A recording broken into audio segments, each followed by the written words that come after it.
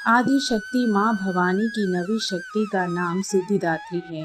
नवरात्रि पूजन के 9वें दिन इनकी उपासना की जाती है। माँ का यह रूप सभी सिद्धियों को प्रदान करने वाला है। माँ सिद्धिदात्री की पूजा अर्चना से सभी तरह की सिद्धियाँ प्राप्त होती हैं और लौकिक परलौकिक सभी तरह की मनोकामनाओं की पूर्ति होती है। माँ सिद्धिदात्री का रूप अत्यंत ही परम दिव्य है।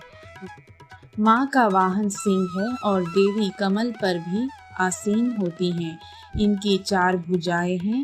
दाहिनी ओर के नीचे वाले हाथ में चक्र, ऊपर वाले हाथ में गदा और बाईं ओर के नीचे वाले हाथ में शंख और ऊपर वाले हाथ में कमल का फूल है।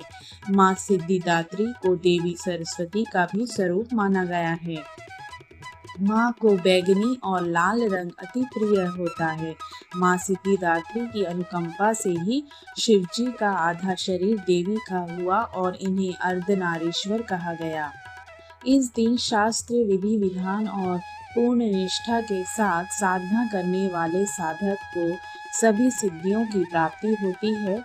इनकी उपासना से भक्तों की सभी मनोकामनाएं पूर्ण हो जाती हैं। भक्त इनकी पूजा से यश, बल, कीर्ति और धन की प्राप्ति करते हैं। माँ भगवती का स्मरण, ध्यान, पूजन हमें इस संसार की असारता का बोध कराते हुए वास्तविक परम शांतिदायक अमृत पद की ओर ले जाता है। आइए जानते हैं माँ सिद्धिदात्री की पूजा विधि।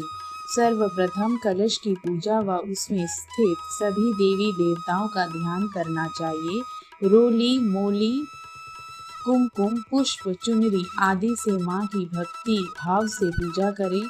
हलवा, पूरी, खीर, चने, नारियल से माता को भोग लगाएं। इसके पश्चात माता के मंत्रों का जाप करना चाहिए। इस दिन 9 कन्याओं और 1 बालक को घर में भोजन कराना चाहिए।